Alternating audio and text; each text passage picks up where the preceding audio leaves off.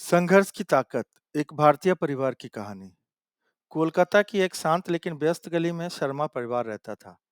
परिवार के मुखिया रमेश शर्मा एक मेहनती स्कूल शिक्षक थे और उनकी पत्नी सुनीता शर्मा उनके घर की रीढ़ थी। उनके दो बच्चे आदित्य और रिया होशियार और बड़े सपने वालों थे। लेकिन हर परिवार की तरह उन्हें भी कई मुश्किलों का सामना करना पड़ा। आदित्य जो कॉलेज में था एक क्रिकेटर बनना चाहता था, लेकिन महंगे कोचिंग सेंटर जाने वाले अमीर लड़कों से वह हमेशा पीछे रह जाता। दूसरी ओर रिया डॉक्टर बनने का सपना देखती थी, लेकिन परिवार की आर्थिक स्थिति इसे नामुमकिन बना रही थी। मुसीबत का दौर।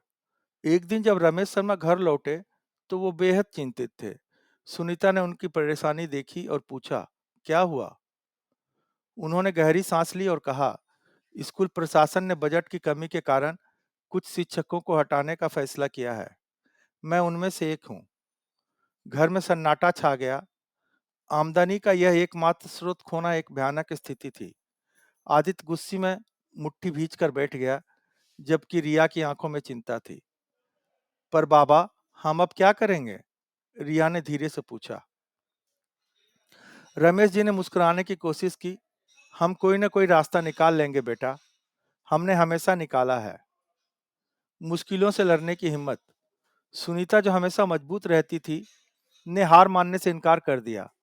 उन्होंने अपने पति को समझाया, नौकरी चली गई है, पर हमारी मेहनत और सम्मान तो अब भी हमारे साथ है।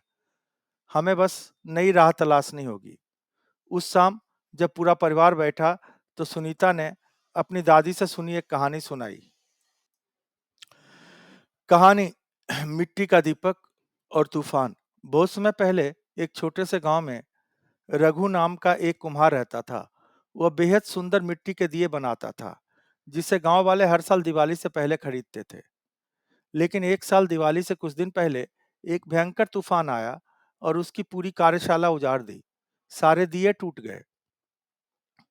रघु बहुत दुखी हुआ। मेरी सारी मेहनत बर्बाद हो गई, वह रोने लगा। उसका एक पड़ोसी जो उसकी तकलीफ समझ रहा था, बोला, रघु, तूफान तेरे दिए ले गया, पर तेरा हुनर नहीं। तेरे पास अब भी तेरा हुनर, तेरा अनुभव और तेरा आत्मविश्वास है। उसकी बातों से रघु को हिम्मत मिली। उसने जितनी भी बची हुई मिट्टी थी, उससे नए दिए बनाए। भले ही इस बार वह कम दिए बना पाया, लेकिन गांव वालों ने उसके संघर्ष की सराहना की और उसके सभी दिए खरीद लिए। धीरे धीरे उसकी मेहनत और हौसले की खबर दूर दूर तक फैल गई और दूसरे गांवों से भी उसे ऑर्डर मिलने लगे। जो तूफान कभी उसकी बर्बादी था, वही उसकी तरक्की की वजह बन गया। शर्मा परिवार के लिए सीख। सुनीता की कहानी खत्म की और अपने परिवार की ओर देखा।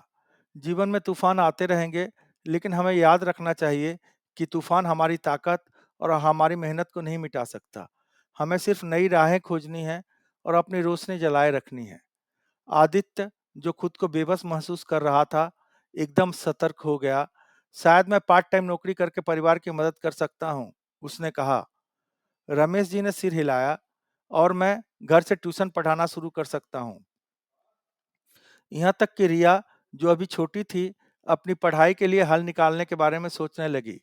मैं स्कॉलरशिप के लिए अप्लाई करूंगी, उसने कहा। शर्मा परिवार की नई शुरुआत। समय बीतता गया और पूरा परिवार मिलकर अपने जीवन को फिर से संवारने में लग गया। रमेश जी के ट्यूशन क्लासेस लोकप्रिय हो गए, जिससे उनकी आमदनी बढ़ गई। सुनीता ने घर पर बने स्नैक्स बेचना शुरू किया और देखते ही देखते उनकी खास पहचान बन गई। आदित्य को एक स्पोर्ट्स की दुकान में काम मिल गया और रिया को अपनी मेहनत से स्कॉलरशिप मिल गई।